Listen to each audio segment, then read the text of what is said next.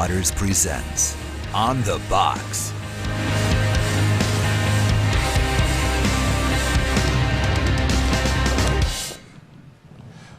Good afternoon, everyone. That's real, Tony. Yeah, typical. Welcome to another edition of On the Box. Hey, there's a lockout in football, there's a lockout in basketball, but there is no lockout at On the Box. We've got 11. What's a lockout? It's a sports thing, Ray. Okay. Yeah. So they're on strike? I don't think they have lockouts in rugby. Are they on strike? Well, no. A lockout is when the owners say that the players can't do what they want to do. A strike is when the players say that the owners can't do what they want to do. Okay, no. So the owners beat the players to the punch. Everybody's locked out. They're all upset because they're only making $5 to $10 million a year. It's always about money, isn't it? Yeah, the average salary for a professional basketball player is $5 million a year, and that includes guys who never see the court. It's not enough. It's not enough? No, it's always, you need a little more. You know what? We need to be basketball players then, don't we? Yeah. Huh? Do you think they have a mustache league? I don't know, but I can't reach that. The NBA, the Look, Mustache Basketball Association. I'll play basketball if they make that hoop. The guys bigger, are saying you're bigger. a little far away there on your mic. How's that? That's okay. If they make the hoop bigger? The hoop bigger. And But the way you run same around with here, golf. I think you could probably slam dunk without any assistance. Yeah, Because yeah. you are jumping around here all the time. Yeah, Tony. Yeah. Yeah. Is Just that this it? morning, I got to mention something. I Yes. brought some people in to meet you this morning. What did you say to them? I couldn't say anything Yeah, because it my was- mouth was full of food again. You do this to me every Your time. mouth was full we of have what? guests in the middle. You It was sound like food. an Irishman. My mouth was full of My mouth was full of food again. My That mouth was sounds full like, of what food is again. that? If you please. He stuffed girls in a will whole appreciate stick that. of nuts, and I said, Tony, I've got some people It was here a from bag Atlanta. of nut clusters. It was Sharon. It was and close to the show. Kelly and Scott. And I said, say hello, Tony. He said, it was very impressive. Laugh. See, we've got a studio audience. Okay, no, wait. Now, hang on now. Ray was upset. There you go. Because I told him his G looks like a 9. Does it look? That looks like a 9. It's got a little thing at the bottom to tell you to I know, G. it's a 9 with a tail. It's a New Zealand accent. Don't mock. Okay. Let me get rid of that. All right, hey, we're doing our giveaway. 3 gifts this week. Hardcover edition of the New Evidence Bible. Yes. And 2,000 pages. that was a double. You'll need a trailer to pick it up. See, don't drop it on sinners. You can end up with a lawsuit. And the textbook edition of the School of Biblical Evangelism.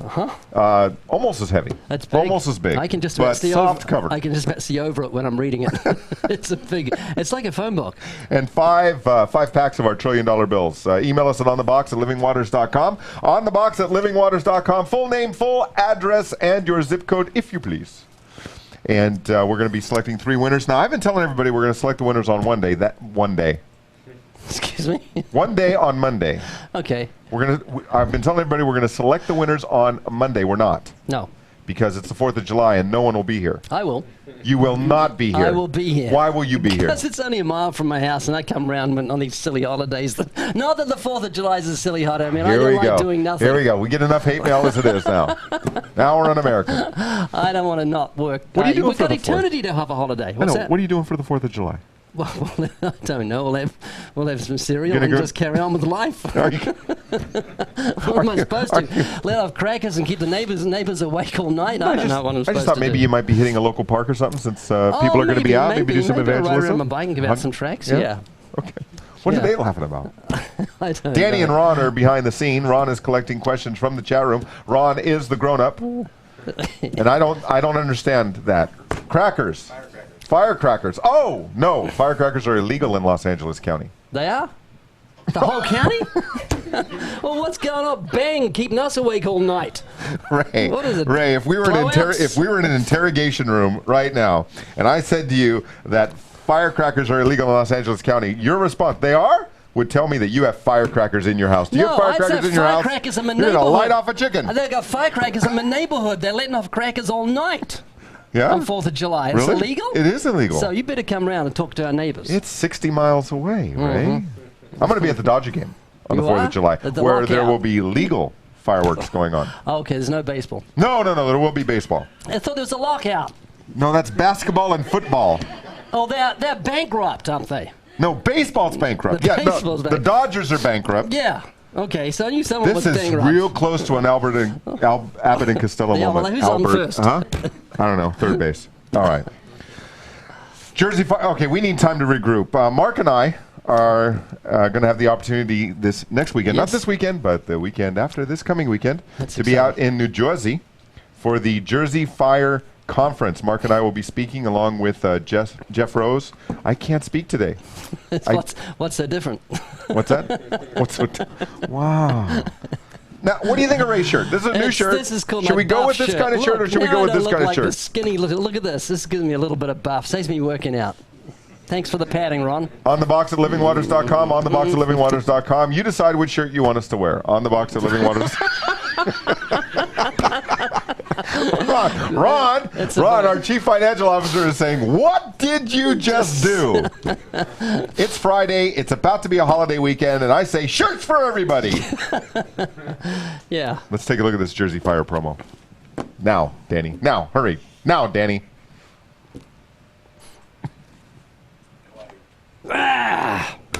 What is the Jersey Fire? Well, I guess the Jersey Our mics Fire are off so we can talk. really about You can cough, getting sneeze, laugh. people fired up to warn people of the fire to come.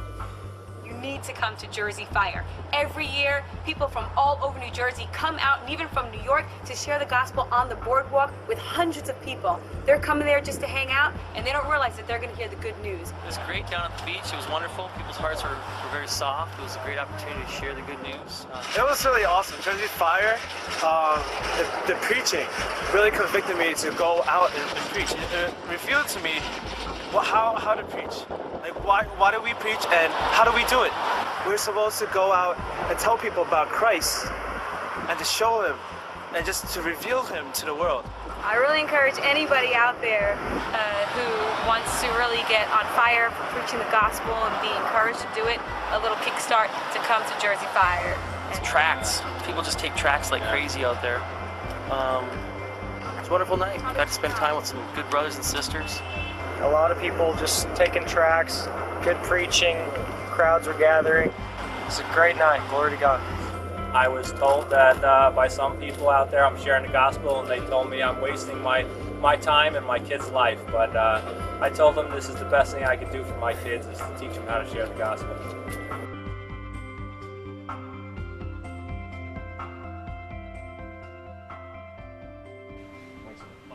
All right, it's a free conference, Jersey Fire. Go to jerseyfire.net if you'd like to join me and Mark. Not this weekend, but the next weekend. It's going to be a quick trip for us. We're flying out early Friday morning, and we'll be home late Saturday night. God willing. Bad weather, you'll be away about 4 days. No. Okay, no. You'll be sitting in the I'm doing my traveling now have you- during springtime and summertime. I'm not going in blizzard weather anymore. Have you ever been held up in an airport? Ray? I just handed it to you. Last February. Yes. I went out to speak for Open Air Campaigners annual leaders conference. You're away for 3 months. And I land, and my ride, the guy who's putting on the event, Paul Adams, he says, "Tony, did you bring extra clothes?" And I thought he was talking about well, yeah, I've got a coat. And I mean, I'll be warm enough. We're going to be inside. He said, no. For a longer stay. What do you mean? So, I don't think you're getting out of here anytime soon. And I thought he was kidding. And then the worst blizzard to hit Baltimore in centuries, 3 feet of snow. I mean, the roof is starting to come in on the hotel. Everything's dripping. I'm out there with Mike Stockwell. His car's buried in 3 feet of snow. We dig it out. It's got a flat tire. Spent about $200 on a tire because there was only one place open in a blizzard. Why are you laughing? I'm laughing you didn't have to pay for it. laughing. He paid for it. What? He paid for it. That's why you laugh. Well, anyway, that doesn't matter who paid for it. But All the flights, very nice of all you, Tony. the flights. You paid for his tire. Do you notice the crown? You notice the Kaiser helmet Yeah, there I behind my noticed head? the Kaiser helmet. So you were held up. All the airports, all the flights, everything were shut down. So Mike drove me from Baltimore to JFK, about 5 or 6 hours. I spent the night in JFK to get a flight home the next day, and So I opened a can of worms. yeah. Didn't I? And then I went back to Baltimore in June to to preach in another church, and they had their first earthquake the day I arrived.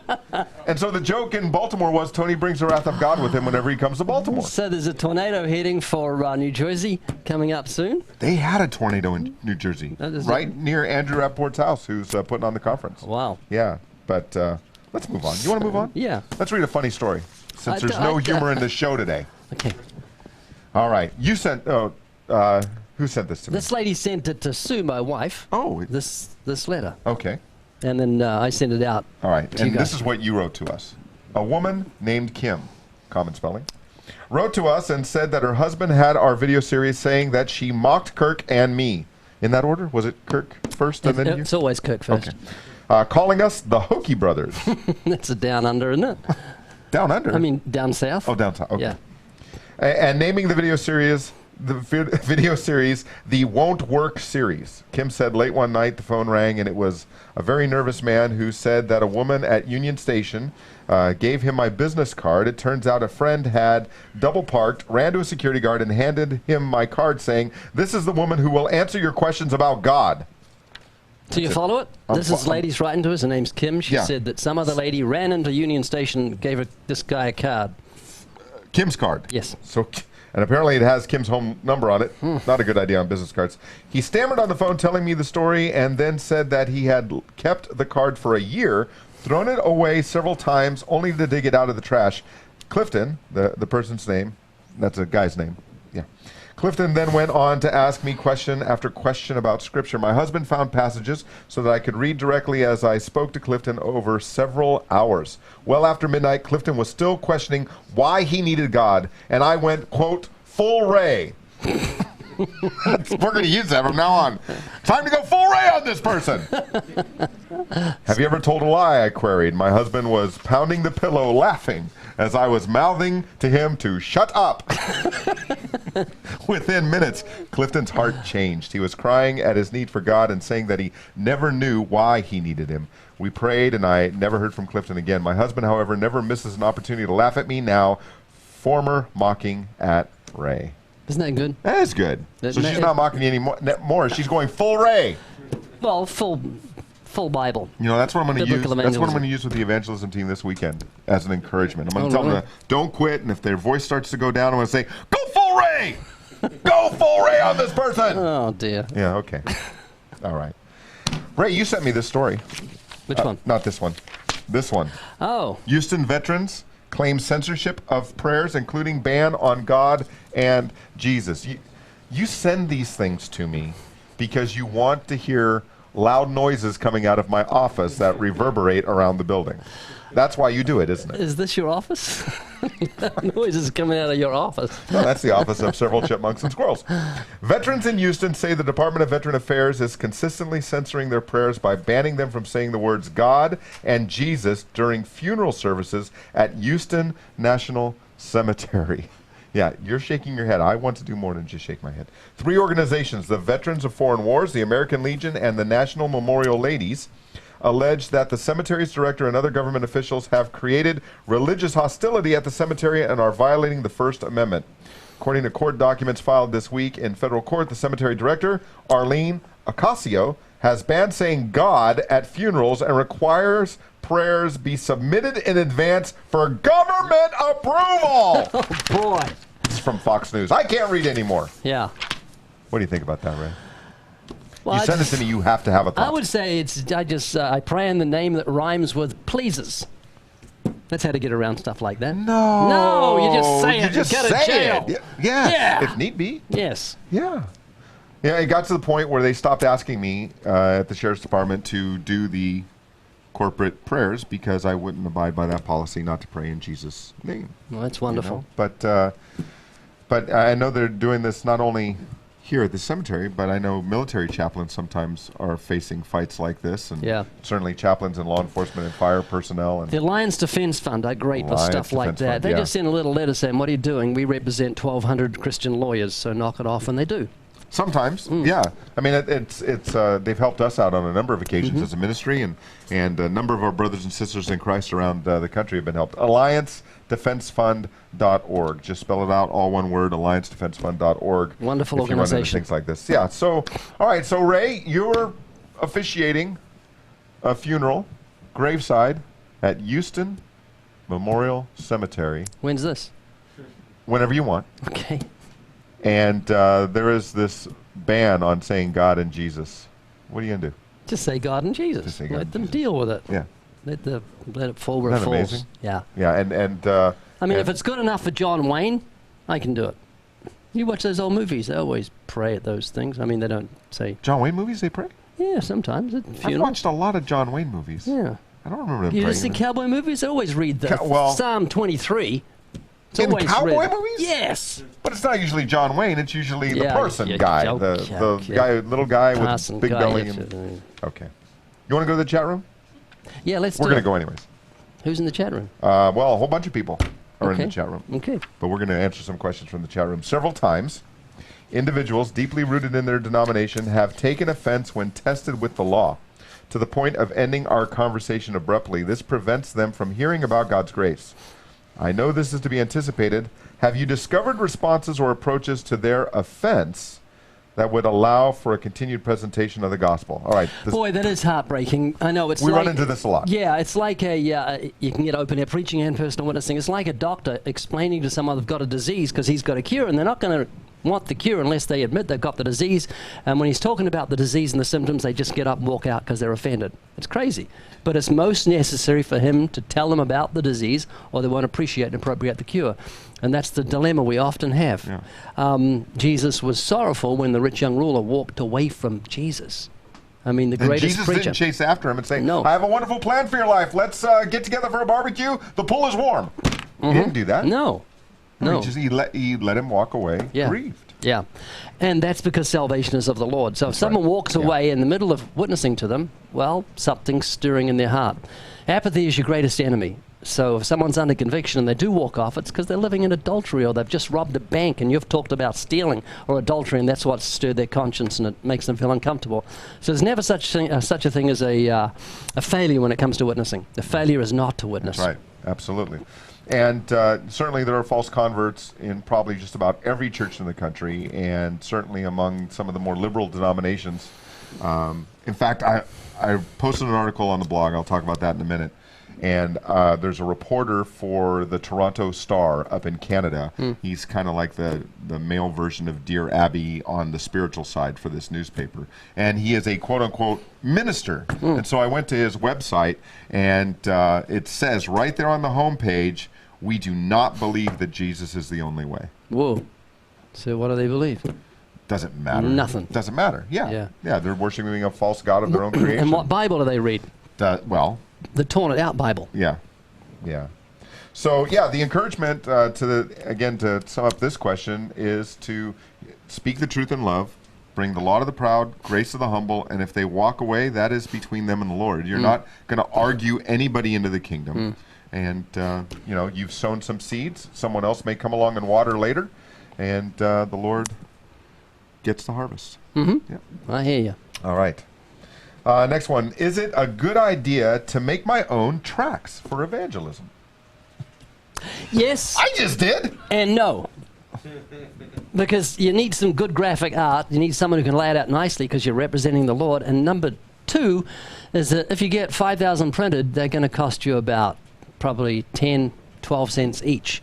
The reason our tracts are cheap is because we get 100,000, 200,000, sometimes 1 million printed at once, and it brings the unit price down. So if you're going to get your own tracts printed, make sure they're proofread, make sure they're laid out professionally, have good graphics, and then make sure you get a written estimate from your printer, because you're going to get a shock when you figure out how much those tracts, you'll start shaking as you get them out one at a time. Yeah, it is an expensive proposition, and unless you have the funds to print them just for your own use, you're really not going to make any money on gospel tracts. I mean, you would have to print them in the millions, and why reinvent the wheel? Now, we're not saying that, hey, don't go out and make your tracts because we want you to get ours. Well, we do want them to get ours, but you hear what we're saying. You hear what we're saying. Just get an estimate and make sure it's done nicely. Yeah. One thing I've done, though, I've published a number of tracts on my own, and one of the things. What's that? Same here. Yeah, I know you have, Ray. Yeah, heard about that by you. Tend to write a lot. Yeah. What I did is I did it as a co-op. I designed the tract, and put it out to other evangelists. Said, hey, I'd like to print this, but it's too expensive for me to go in it alone. Would you use this tract? Would you be interested in getting some? And so I collected a bunch of people who were willing to help offset the cost and the shipping. And so, 1,000 for me was much less because I printed 50,000 and distributed them among a bunch of other people who paid for their own tracts. So that's what I did. Good. You're umming a lot. Yeah? Okay. When starting a conversation with someone, should I tell someone straight up, I'm going to witness to them, or should I spring it on them? Spring it on them. What's that right there? Yeah. It made me laugh. I would... Good witness to you! Just do what Jesus did. Jesus didn't sit down with the woman at the well in John chapter 4 and said, you're washed in the blood of the Lamb. He began in the natural and spoke of water and then swung to the spiritual. And really, that's the way to do it, because the natural man receives not the things of the Spirit of God, neither can he know them. They're foolishness to them because they're spiritually understood. And remember, men love darkness. They hate the light. Neither will they come to the light lest their deeds be exposed. So you want to use a light dimmer. You want to be very gentle. Servant of the Lord must not strive, but be gentle to all men. So I would just do it very gently. Don't spring it on them. Yeah. And there's nothing wrong with walking up to someone and saying, hey, I'm out today and I'm asking people about their spiritual beliefs. That's fine. What do you believe? And that brings you right into the conversation. And you don't want to walk up to someone and say, look, see that guy over there, the guy with the mustache? He told me I had to come over here and talk to you about God. Do you mind if we talk about God? That would probably not be a good start to a conversation, right? No. Right. No. So don't do that. No. Have you... You'll like this one, Ray. Uh-huh. Have you ever received any death threats or threats of harm due to your evangelism? If so, what did you do? I've only received one death threat, and that Really? that was a serious one, but it wasn't for evangelism. I was involved. Wait, hold on. We don't get to edit this. This is live television. Are you about to tell us something that the world should not know? Or? No, it's all right. Oh, okay. It was about 1 million years ago. I was in drug prevention work, and the guy in Australia who was doing exactly what I was doing, they never found his body. And that freaked me out a little. And then I got a death Oh, you had threat. nothing to do with that. No, Okay, no, I'm sorry. he just disappeared. The mafia got him or something. And so I thought, if I'm going to die, I'd rather die for the gospel than for drug prevention work. So and that's when you got out of it? Really? to help me get out of it. Was rather convincing. Yeah. Okay. But yeah, no, I've been How about very during fortunate. evangelism? I've been threatened a little and chased and beaten up, but no one's threatened to kill me yet. Although when we did the giveaway, I thought I would there be a death threat. The Darwin thing a couple of years ago. I thought, I better watch my back. No, it's the next project you should be worried about. That's true. But we can't talk about that, can we? No, we can't talk about that. We can't talk about that audience. We can't even talk about it. No, we got the Daniels and the Pattersons here with us today, and they can't talk about it either. Although they're privy to what's going on. That's Mum. That's why we can't show their faces. Right? Yeah. Is there anything we can tell them? No. Okay. I love doing this. All right, threats.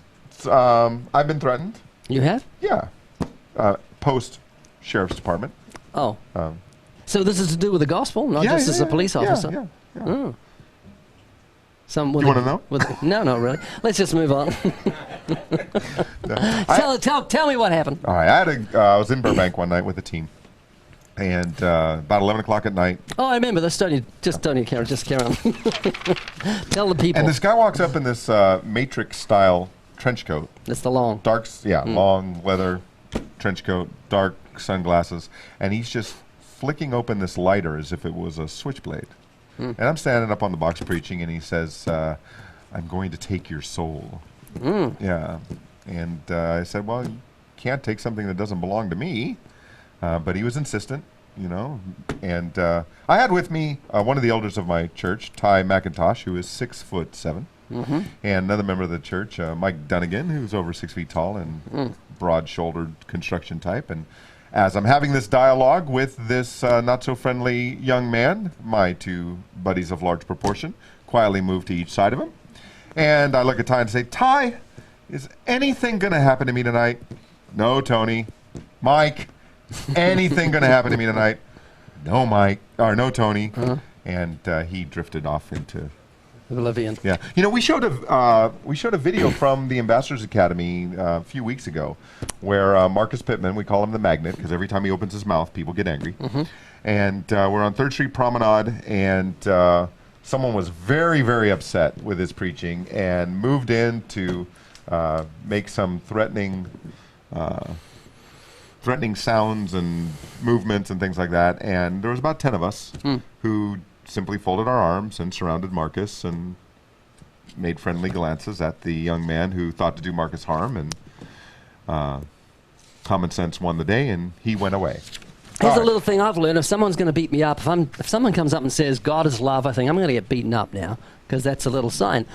Find out their names so you know the name of the person who's going to beat you up. That's true.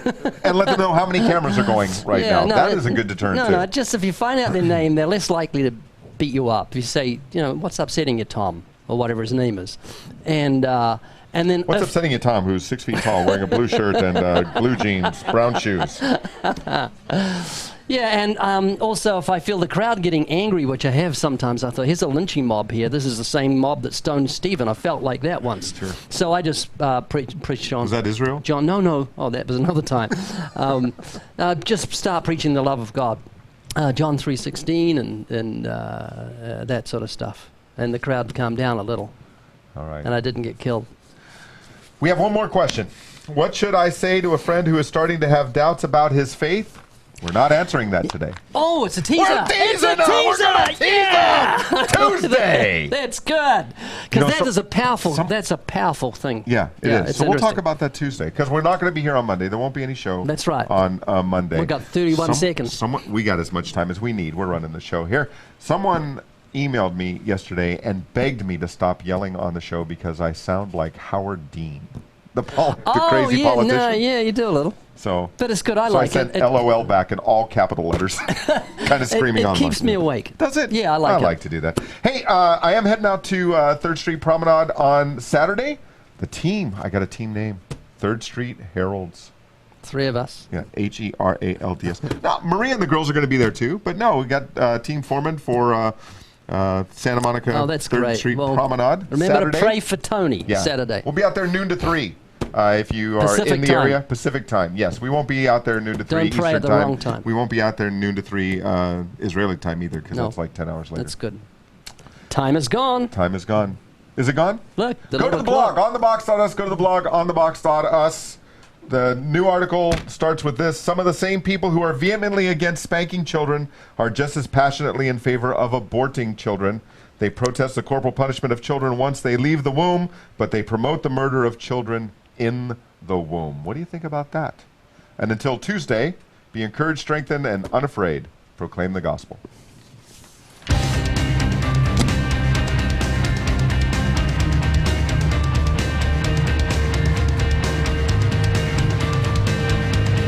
You're full of it!